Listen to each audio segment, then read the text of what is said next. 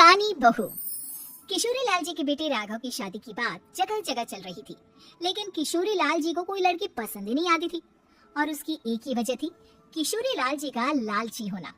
उनको लड़की वालों से मोटा दहेज चाहिए था और इसी चक्कर में एक दिन वो एक बहुत पैसे वाले के घर अपने बेटे का रिश्ता लेकर पहुंचे। उस आदमी का नाम था ओम प्रकाश। देखिए किशोरी लाल जी, मेरी एक ही बेटी है और मेरी सारी संपत्ति जायदाद सब कुछ मेरी बेटी नैना का ही है। पापा, नाम से लगता है बहुत खूबसूरत होगी। कितना अच्छा नाम है ना, नैना। वैसे बात तो सही है आपकी। अब इतना पैसा है, जमीन जायदाद है, इकलौती बेटी, आप भी क्या करेंगे? सब कुछ उसे ही देंगे ना। बिल्कुल ठीक पहचाना आपने। बस बेटी की शादी और सारी जायदाद उसके नाम। पापा, बिना देखे हाँ कर दीजिए ना। इतना अच्छा रिश्ता फिर कहाँ मिलेगा? माला माल हो जाएंगे हम। मैं अपनी बेटी को बुलाता हूँ। अरे नहीं नहीं नहीं नहीं, आपकी बेटी का नाम नैना है, सुनकर ही लगता है बहुत सुंदर होगी।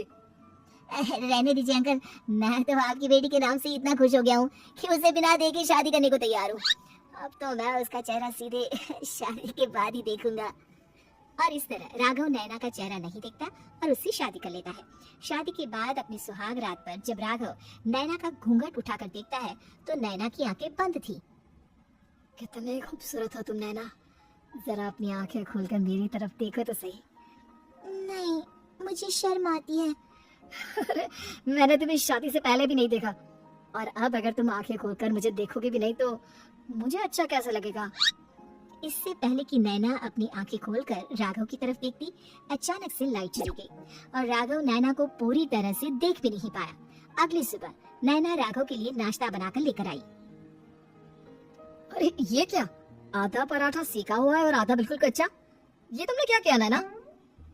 बहू, तुमने क्या आधा पराठा तवे से नीचे लटका कर रखा था जो आधा सेका है और आधा कच्चा? मुझे जितना दिखेगा उतना ही तो सीखूंगी ना पापा जी।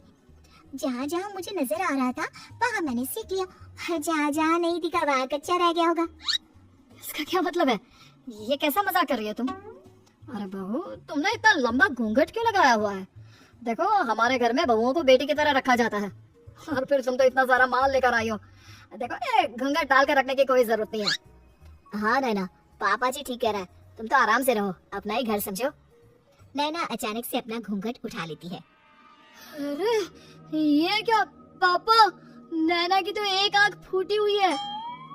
नाम से नैना, लेकिन ये तो कानी बहू निकली। मेरे साथ धोखा हुआ है, धोखा। बिना दिखाए अपनी कानी लड़की मेरे संग ब्याह दी। मुझे कानी भी नहीं चाहिए। मुझे अभी ओम प्रकाश जी से बात करनी पड़ेगी।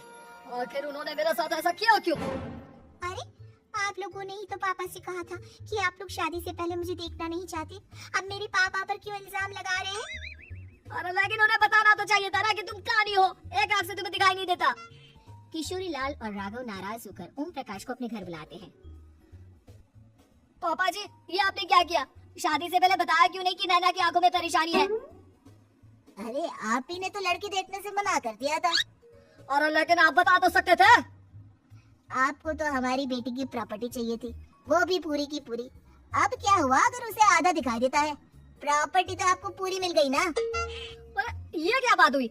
मेरी शादी प्रॉपर्टी से नहीं, आपकी बेटी से हुई है। अब ये तो पहले सोचना चाहिए था, तब तो मेरी प्रॉपर्टी देखकर तुम्हारी जुबान लप लपा रही थी। लेकिन मैं कानी लड़की को अपनी बीवी बनाकर नहीं रख सकता। पापा कुछ करिए ना आप। हाँ, करता हूँ।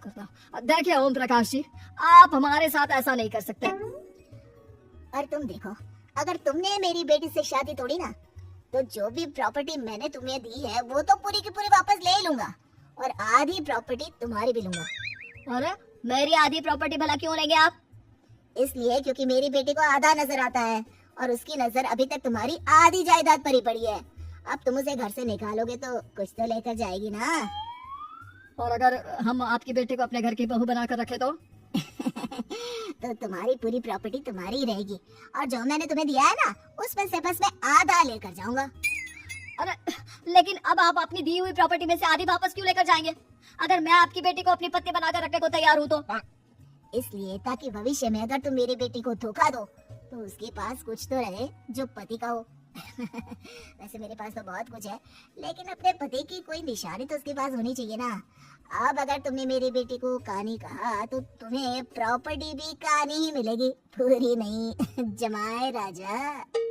किशोरी लाल और राघव समझ चुके थे कि वो बुरी तरह फंस चुके हैं और अब उनके पास वहाँ से निकलने का कोई चारा नहीं है। अब समझ में आया ना, लालच बुरी बला होती है। एक तो तुम्हें प्रॉपर्टी मिली, ऊपर से बीवी मिली, उसमें तुम्हें नखरे भी दिखाने हैं।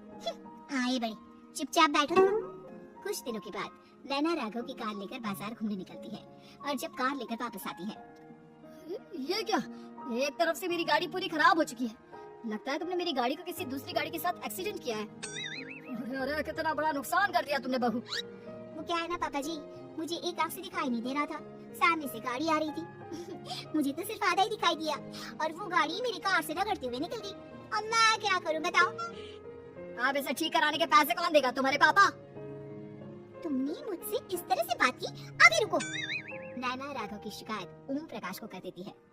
देखो राघव, अब जो मेरी आधी प्रॉपर्टी तुम्हारे पास थी ना, उसमें से आधी और मैं लेकर जाऊंगा, क्योंकि तुमने मेरी बेटी को डांटा। अरे नहीं नहीं पापा जी, गलती हो गई, माफ कर दो। गलती की तो कोई गुंजाइश ही नहीं। अगली बार मेरी बेटी को डांटा तो बची हुई आधी में से आधी और ले जाऊंगा। लालच के चक्कर में हम दोनों ने बहुत बड़ी गलती कर दी बेटा। एक तो तुम्हें कानी बहू मिली और ऊपर से जो माल मिला वो भी काला।